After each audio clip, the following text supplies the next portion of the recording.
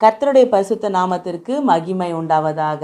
வெள்ளை போலம் என்கிற இந்த நிகழ்ச்சியின் வாயிலாக இந்த காலை வேளையில் உங்களை சந்திப்பதில் எனக்கு மிகுந்த மகிழ்ச்சி.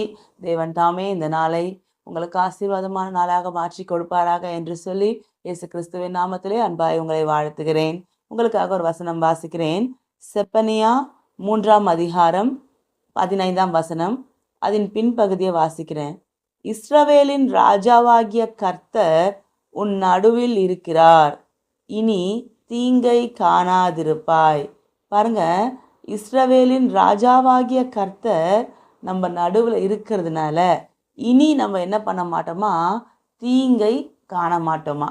ஒரு ராஜா ஒரு தேசத்தில் இருக்கிறாங்க அப்படின்னா, ஒரு தேசத்திற்கு ஒரு ராஜா உண்டு அப்படின்னா, அந்த ராஜா முக்கியமாய் அந்த தேசத்திற்கு ஒரு காரியத்தை செய்வார். அது என்ன அப்படின்னா, அந்த தேசத்தின் பிரஜைகளுக்கும் தன்னுடைய சொந்த குடும்பத்திற்கும் தீங்கு வராதபடிக்கு அந்த தேசத்தினுடைய மிலிட்ரி ஃபோர்ஸஸ் இருக்குது பார்த்தீங்களா, அந்த இராணுவ படை இருக்குது பார்த்தீங்களா, அதை பலப்படுத்துவார், அதை ஸ்ட்ரென்தன் பண்ணுவார்.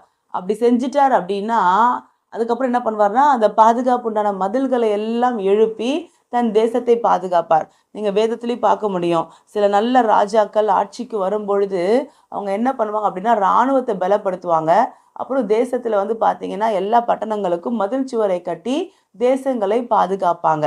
அப்போது ஒரு ராஜாவுக்கு என்ன முக்கியமான வேலை? ஒரு ராஜா இருக்கிறார் அப்படின்னா அவர் எதில் ரொம்ப ஃபோக்கஸ் பண்ணுவார் தன் ராஜ்யபாரத்தில் அப்படின்னா, ஜனங்களுடைய பாதுகாப்புக்கு தான் ரொம்ப ஃபோக்கஸ் கொடுப்பார். அப்போது ஜனங்க பாதுகாக்கப்படணும் அப்படின்னா அந்த மதில்களெல்லாம் கட்டி எழுப்பிட்டு மிலிட்ரி ஃபோர்ஸஸை நல்லா பலப்படுத்துவார். ஒரு யுத்தம் வந்தால் எப்படி காக்கப்பட வேண்டும், எப்படி யுத்தம் செய்ய வேண்டும், எப்படி தேசத்தை காக்க வேண்டும் என்று சொல்லி நல்லா பலப்படுத்துவார். அதே போல் நம்முடைய ராஜா இருக்கிறார் இல்லைங்களா, இஸ்ரவேலின் ராஜாவாகிய கர்த்தர், நம்முடைய கர்த்தரும் கூட பார்த்தீங்கன்னா ஒரு ராஜ்யத்தை உடையவராக இருக்கிறார். யாரெல்லாம் ஆண்டவராகிய இயேசு கிறிஸ்துவை தங்கள் சொந்த இரட்சகராக ஏற்றுக்கொண்டிருக்கிறோமோ, நம்ம எல்லாருமே இந்த உலகத்தில் வாழ்ந்து கொண்டிருந்தாலும் இந்த உலகத்திற்கு உரியவர்கள் அல்ல, இவ்வுலகத்தின் ராஜ்யத்திற்கு உரியவர்கள் அல்ல, நாம தேவனுடைய ராஜ்யத்திற்கு உரியவர்களாக மாறிவிடுகிறோம். அப்படின்னா பூமியில தான் வாழறோம், ஆனால் எப்படி வாழறோம் அப்படின்னா தேவனுடைய ராஜ்யத்தின் ரெப்ரசன்டேட்டிவ்ஸாக வாழ்ந்து கொண்டிருக்கிறோம். உங்களுக்கு புரிகிற மாதிரி சொல்லணும் அப்படின்னா, இப்போது இந்திய தேசம் இருக்கிறது, அமெரிக்க தேசம் இருக்கிறது. அமெரிக்க தேசத்தினுடைய தூதரகம் பார்த்தீங்க அப்படின்னா நம்ம இந்திய தேசத்தில் இருக்கோம். இப்போது அவங்க நீங்கள் பார்த்தீங்க அப்படின்னா அமெரிக்க தேசத்தை ரெப்ரசன்ட் பண்ணி இந்திய தேசத்துக்குள்ளே வாழ்ந்து கொண்டிருப்பாங்க. நீங்கள் அவங்க தூதரகத்துக்குள்ளே போனீங்கன்னு வச்சுக்கோங்களேன், அங்கே இந்திய தேசத்தின் சட்டத்தை இல்லை, அமெரிக்க தேசத்தின் சட்டத்தை தான் நீங்கள் பார்க்க முடியும். அவங்க அந்த தேசத்தின் சட்டத்திற்கு உட்பட்டு அவங்களுக்கான சேலரி எங்கேருந்து வரும் அப்படின்னா அமெரிக்க தேசத்திலேருந்து வரும். அப்போ அவங்களுடைய மொத்த பராமரிப்பு செலவையும் யார் பார்ப்பாங்க அப்படின்னா அமெரிக்க தேசம்தான் பார்ப்பாங்க. ஆனால் அவங்க எங்கே இருப்பாங்க? இந்திய தேசத்திற்கு உள்ளே இருப்பாங்க. அதே போல தான் நாம் இந்த உலகத்தில் இருக்கோம். ஆனால் நம்ம யாரை ரெப்ரசன்ட் பண்ணுறோம், யாருக்கு உட்பட்டவர்கள் அப்படின்னு கேட்டால் தேவனுடைய ராஜ்யத்திற்கு உட்பட்டவர்கள். அப்போது நமக்குண்டான எல்லா சட்டத்திட்டங்களும் எங்கேருந்து கொடுக்கப்படுகிறது அப்படின்னா, இந்த உலகத்தில் வாழ்ந்தாலும் இந்தியாவில் வாழ்ந்தாலும் இந்தியாவின் சட்டத்திட்டங்களுக்கு நம்ம உட்பட்டு இருந்தாலும் நம்முடைய சட்டத்திட்டம் எங்கேருந்து கொடுக்கப்பட்டிருக்கு அப்படின்னா பரிசுத்த வேதாகமத்திலிருந்து கொடுக்கப்பட்டிருக்கிறது. நம்முடைய தேசத்தின் சட்டத்திட்டங்களுக்கு நம்ம கீழ்ப்படிய வேண்டும், 100% அதுக்கு கீழ்ப்படிந்து நம்ம அடங்கணும்னு சொல்லி வேதம் நமக்கு கற்றுக் கொடுக்கிறது. ஆனால் அந்த சட்டத்திட்டங்கள் எங்கேனும் வேதத்துக்கு புறம்பாய் எழும்புமானால் அதற்கு நம்ம கீழ்ப்படியக்கூடாது அப்படின்னும் நம்ம வேதத்திலேருந்து வாசிக்கிறோம். அப்போ தேவனுடைய ராஜ்யத்திற்கு உட்பட்டவங்க அவங்களுக்குன்னு சொல்லி சட்டத்திட்டங்களை அந்த ராஜாவாகிய தேவனே கொடுத்திருக்கிறார். அதே போல் இப்போ இந்த தேவனுடைய ராஜ்யத்திற்கு ஒரு பாதுகாப்பு தேவை இல்லையா? இதுக்கு ஒரு மிலிட்ரி ஃபோர்ஸ் இருக்கணும் இல்லையா? அந்த மிலிட்ரி ஃபோர்ஸில் யாரெல்லாம் இருக்கிறாங்க? அந்த ராஜ்யத்திற்குரிய பிரஜைகளாகிய நீங்களும் நானும் தான் இருக்கிறோம். அப்போது நம்முடைய பாதுகாப்பை தேவன் கருத்தில் கொள்வார் இல்லையா? நம்மை பலப்படுத்த, நாம் ஒரு ஆர்மி ஃபோர்ஸ் அப்படின்னா மிலிட்ரி ஃபோர்ஸ் அப்படின்னா நம்மை பலப்படுத்த தேவன் நிச்சயமாக என்ன பண்ணியிருப்பார்?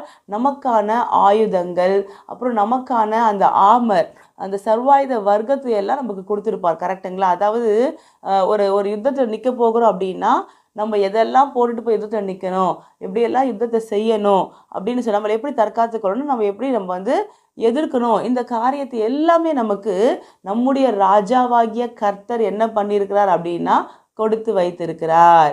இப்போ நம்ம என்ன செய்யணும்? இந்த தேவனுடைய ராஜ்யத்தின் பிள்ளைகளாகிய நாம தேவனுடைய ராஜ்யத்திலிருந்து சப்ளை செய்யப்பட்டிருக்கக்கூடிய அந்த விதமான ஆயுதங்களையும் பாதுகாப்பு கவசங்களையும் எடுத்து அணிந்து கொண்டோமானால் அந்த யுத்தத்தை செய்யும் பொழுது எந்த ஆபத்தும் இல்லாமல் நம்ம எளிதில் அந்த யுத்தத்தை ஜெயிக்க முடியும், பாதுகாப்பாக இருக்க முடியும். பாருங்க, இஸ்ரவேலின் ராஜாவாகிய கர்த்தர் உன் நடுவில் இருக்கிறார், ஆகையால் இனி நீ தீங்கை காணாதிருப்பாய் அப்படின்னு வாசிக்கிறோம். அப்படின்னா கர்த்தராகிய அந்த ராஜா நம்ம மத்தியில் இருக்கிறார் இல்லைங்களா, அவர் நம்மை பலப்படுத்தும்படி நமக்கு கொடுத்துருக்கக்கூடியதான அந்த காரியங்களை எல்லாம் நம்ம எடுத்து சரியாக பயன்படுத்துவோமானால் நம்ம தீங்கை காண மாட்டோம் என்பதை தெரிந்து கொள்ளணும். அப்போது உங்கள் வாழ்க்கையிலும் என் வாழ்க்கையிலையும் தீங்கை காணாதபடி இந்த உலகத்தின் போராட்டங்களை ஜெயிக்க வேண்டும் என்றால் வேதம் நமக்கு கொடுத்திருக்கிறதான அந்த தேவ ராஜ்யம் நமக்கு கொடுத்திருக்கிறதான அந்த சர்வாயுத வர்க்கத்தை குறித்து நம்ம தெரிந்து கொள்ளணும் இல்லைங்களா. இப்போது நிறைய பேருக்கு தெரியும் சர்வாயுத வர்க்கம் என்கிற காரியம் எங்கே இருக்குது அப்படின்னு சொல்லி. நீங்கள் வேதத்தில் புதிய ஏற்பாட்டில் எபேசியருக்கு எழுதின நிருபத்தில் 6ஆம் அதிகாரத்தை எடுத்துக்கொண்டீங்க அப்படின்னா அங்கே 14ஆம் வசனத்தில் இருந்து இந்த சர்வாயுத வர்க்கம் என்கிற காரியம் கொடுக்கப்பட்டிருக்கிறதை பார்க்க முடியும். சர்வாயுத வர்க்கம்னா ஒன்றும் இல்லை, யுத்தத்துக்கு போகிறதுக்கு முன்னாடி அந்த யுத்த வஸ்திரத்தை வந்து என்ன பண்ணுவாங்க அப்படின்னா அந்த மிலிட்ரி சோல்ஜர் தரித்து கொள்வார் இல்லையா, அதுதான் வந்து அந்த சர்வாயுத வர்க்கம் அப்படின்றது. தலைக்கு ஹெல்மெட் போடுவார், அப்புறமா வந்து மார்க்கவசம் போடுவார், பெல்ட் போடுவார், ஷூஸ் போடுவார். ஸோ இதுதான் வந்து பார்த்தீங்கன்னா சர்வாயுத வர்க்கம் சொல்கிறோம். கையில் பட்டயம் இருக்கும், கேடகம் இருக்கும், இதெல்லாம். இப்போ பாருங்கள், ஆவிக்குரிய விதத்தில் இவைகள் எவைகளை காட்டுகிறதுன்னு பார்க்க போகிறோம். நிறைய சமயங்களில் சர்வாயுத வர்க்கத்தை படிக்கும் பொழுது நமக்கு பைபிளில் அதை படிச்சிடுறோம். அதாவது பெல்ட்னா இதுதான், ஷூனா இதுதான், ஹெல்மெட்னா இதுதான் அப்படின்னு சொல்லி நமக்கு அதை பார்க்கும்போது புரியுது. ஆனால் அதை ப்ராக்டிக்கல் லைஃபோட பொருத்தி அபியாசிக்க தெரியல நமக்கு சில சமயங்களில். ஓகே, இந்த சத்தியம் எனும் கச்சைனா அதை எப்படி ப்ராக்டிக்கல் லைஃப்க்கு கொண்டு வரணும், நீதி எனும் மார்க் அவசம்னா அதை எப்படி ப்ராக்டிக்கல் லைஃப்க்கு கொண்டு வரணும், இந்த சர்வாயுத வர்க்கத்தை ப்ராக்டிக்கல் லைஃப்பில் எப்படி அப்ளை பண்ணி அனுதினமும் இந்த சர்வாயுத வர்க்கத்தை தரித்து கொண்டவளாக நான் இருக்கேன்றத எப்படி நான் செக் பண்ணிக்கணும், எப்படி நான் என்ஷூர் பண்ணணும் அப்படின்றது நமக்கு நிறைய சமயங்களில் தெரியறதில்ல. ஸோ கர்த்தருக்கு சித்தமானா எப்படி இந்த சர்வாயுத வர்க்கத்தை தரித்து கொள்வது ஆவிக்குரிய விதத்தில் கொடுக்கப்பட்டிருக்கு. அப்போ ஆவிக்குரிய விதத்தில் தான் அதை தரித்து கொள்ள முடியும். ஃபிசிக்கலாக நம்ம ஹெல்மெட் போட்டுட்டு அந்த மார்க் அவசம் பிரஸ்ட் பிளேட்டு பெல்ட் எல்லாம் போட்டுட்டு வெளியே போக முடியாது. அப்போது ஸ்பிரிச்சுவலாக தான் அதை நம்ம தரித்து கொள்ளணும். எப்படி ஸ்பிரிச்சுவலாக ப்ராக்டிக்கல் லைஃப்பில் அனுதின வாழ்க்கையில் இந்த சர்வாயுத வர்க்கத்தை தரித்து கொள்வது, அதை தான் நம்ம இன்றைக்கி பார்க்க போகிறோம். ஸோ நம்மளுடைய யுத்தம் வந்து நம்ம எபேசியர் 6:12 வாசிக்கிறோம், மாம்சத்தோடும் இரத்தத்தோடும் அல்ல, துரைத்தனங்களோட, அதிகாரங்களோட, பிரபஞ்சத்தின் அந்தகார லோகாதிபதிகளோடலாம் இருக்கான். புரிகிற மாதிரி சொல்லணும்னா எல்லா அசுத்த ஆவிகளோடும், எல்லா தீமைன்னு சொல்லப்படுற எல்லாவற்றோடும் நமக்கு என்ன இருக்குது அப்படின்னா யுத்தம் இருக்கிறது. ஏன்னா நன்மைக்கும் தீமைக்கும் சம்மந்தம் இல்லை, நீதிக்கும் அநீதிக்கும் சம்மந்தம் கிடையாது. அப்போது இந்த உலகத்தில் தான் இருக்கிறோம், ஆனால் நம்ம தேவனுடைய ராஜ்யத்திற்கு உட்பட்டவர்கள். உலகத்தின் ராஜ்யத்திற்கும் நமக்கு என்ன கிடையாது, சம்மந்தம் கிடையாது. அப்போ நம்மை தற்காத்து கொள்ளணும் அப்படின்னா எந்த நிமிஷமும் பிசாசின் தாக்குதலுக்கு நம்ம பாதுகாப்பாக இருக்கணும், அதில் உட்படக்கூடாது அப்படின்னா சர்வாயுத வர்க்கம் அவசியம். ஸோ இன்றைக்கு முதலாவது சர்வாயுத வர்க்கத்தை நம்ம பார்த்து முடிக்கலாம். கர்த்தருக்கு சித்தமானா ஒவ்வொரு காரியத்தையும் அடுத்தடுத்த நாட்களில் பார்க்கலாம். ஸோ முதலாவது நான் உங்களுக்காக வாசிக்கிறேன், எபேசியர் 6ஆம் அதிகாரம் அதன் 14ஆம் வசனம். சத்தியம் என்னும் கச்சையை உங்கள் அறையிலே கட்டினவர்களாயும். ஸோ சத்தியம் என்னும் கச்சையை உங்கள் அறையில் கட்டினவர்களாய் அப்படின்னு சொல்லி வாசிக்கிறோம். ஆங்கிலத்தில் வாசிக்கும் போது hold firmly to God's truth அப்படின்னு இருக்குது. ஸோ முதலாவது சர்வாயுத வர்க்கம் என்ன, கச்சை. கச்சைனா என்ன அர்த்தங்க, பெல்ட் அப்படின்னு அர்த்தம்.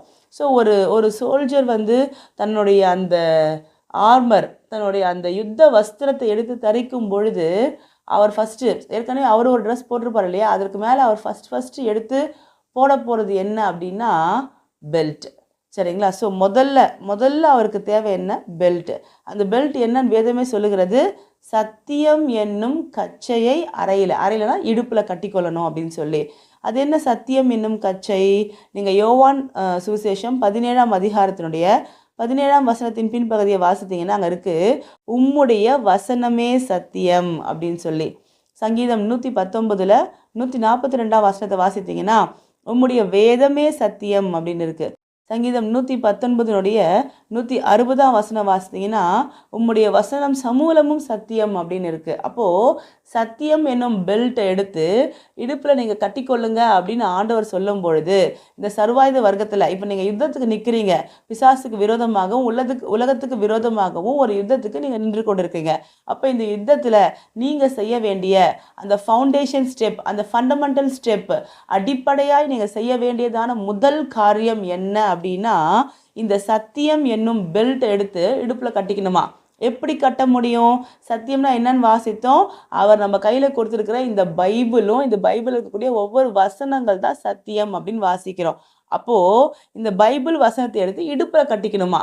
எப்படி கட்ட முடியும்? அது எப்படி ப்ராக்டிக்கலாக அப்ளை பண்ணுறது பாருங்கள். எப்படி ப்ராக்டிக்கலாக அப்ளை பண்ணுறது அப்படின்னா, இந்த பைபிளை அனுதினமும் வாசிக்கணும், டெய்லி வாசிக்கணும். அதாவது ஒரு நாளைக்கு ஒரு சாப்டர்ன்ற விதத்தில் வாசிக்கணும் அப்படி சொல்ல மாட்டேன்.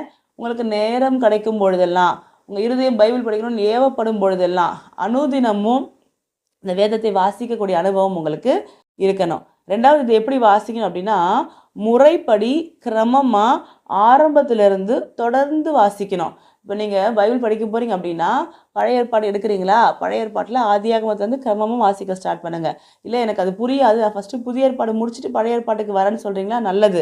அப்போது புதிய ஏற்பாட்டில் மத்திய புத்தகத்துலேருந்து கிரமமாக வாசிங்க. நமக்கு பிடிச்ச ஏதோ ஒரு சில புக்ஸை மட்டும் எடுத்து வச்சோ, ஏதோ சில சாப்டர்ஸை மட்டும் எடுத்து வச்சோ என்ன பண்ணக்கூடாது, படிச்சுட்டு இருக்கக்கூடாது. இல்லைனா அப்படியே திறந்த வாக்கில் எங்கே என்ன பேஜ் வருதோ அந்த பேஜ்லேருந்து படிக்கிற அனுபவங்கள் நமக்கு இருக்கக்கூடாது. அப்போ ஃபஸ்ட்டு வேதத்தை அனுதினமும் வாசிக்கிற பழக்கம் இருக்க வேண்டும். ரெண்டாவது, அந்த வேதத்தை கிரமமாக வாசிக்கிற பழக்கம் நமக்கு இருக்க வேண்டும்.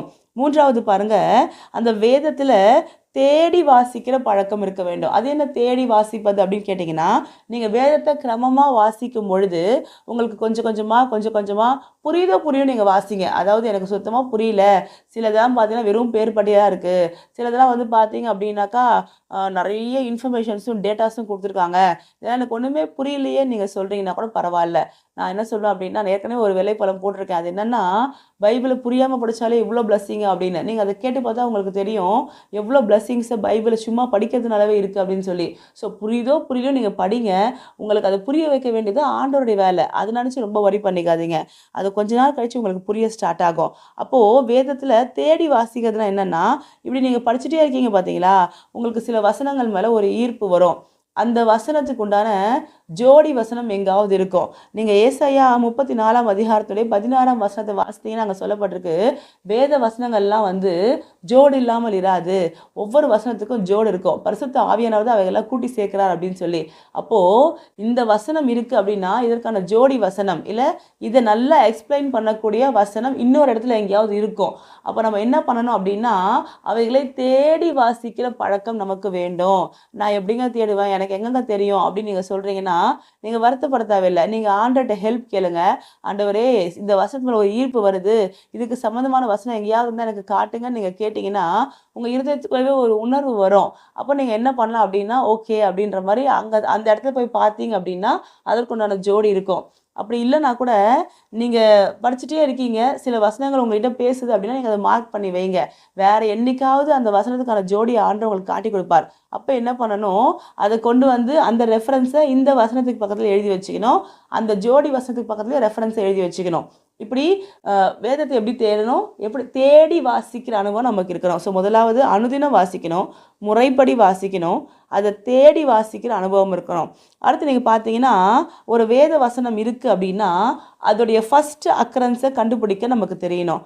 உங்களுக்கு புரியாம சொல்கிறேன் பாருங்கள். இப்போ ஒரு ஒரு ஒரு ஒரு வேதத்தில் ஒரு வார்த்தை பயன்படுத்தப்படுதுன்னு வச்சுக்கோங்களேன். அந்த வார்த்தை முதல் வேதத்தில் எந்த இடத்துல பயன்படுத்தப்பட்டிருக்கு அப்படின்றது நீங்கள் தேடி வாசித்தீங்கன்னா, ஒரு சம்பவம் இருக்குது, ஒரு காரியம் இருக்குது, அதோடைய ஃபஸ்ட்டு அக்கரன்ஸ், இது ஃபஸ்ட்டு எங்கே வந்திருக்கு வேதத்தில் அப்படின்றத நீங்கள் வாசித்தீங்க அப்படின்னா, தேடினீங்க அப்படின்னா, அங்கே அந்த வார்த்தையை குறித்த நிறைய காரியங்கள், நிறைய எக்ஸ்ப்ளனேஷன்ஸ் இருக்கிறது நீங்கள் பார்க்க முடியும்.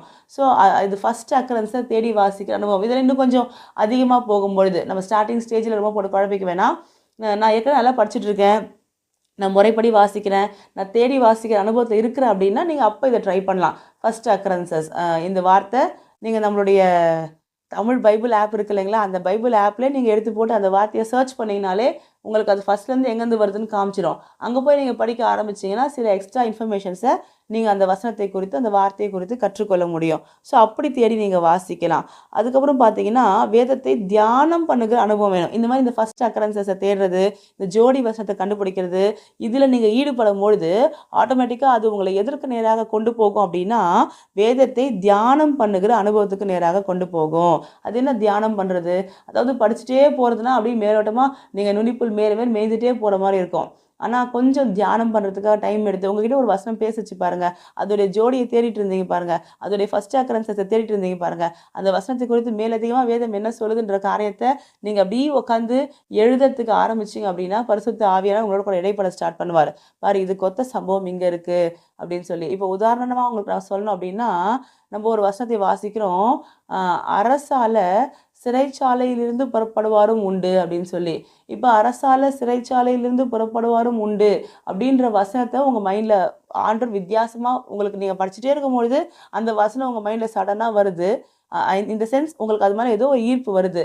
அப்போ நீங்கள் உட்காந்து கொஞ்ச நேரம் யோசிக்கும் பொழுது அப்படியே ஆவியானவர் சொல்லி கொடுப்பாரு, அரசால சிறைச்சாலையிலேருந்து புறப்பட்டவன் யார் தெரியுமா? யோசேப்பு பாரு, அவன் என்ன பண்ணான், அவன் ஜெயிலுக்குள்ளே இருந்தான், அவன் அங்கேருந்து அந்த ராஜ்யபாரத்துக்கு நகர்த்தப்பட்டான், அப்படி ஆண்டவர் காட்டி கொடுப்பாரு.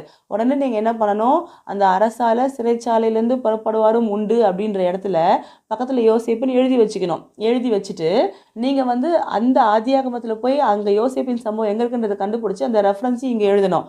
யோசேப்பின் சம்பவம் இருக்கே அங்கே கொண்டு போய் இந்த ரெஃபரன்ஸை அங்கே எழுதணும்.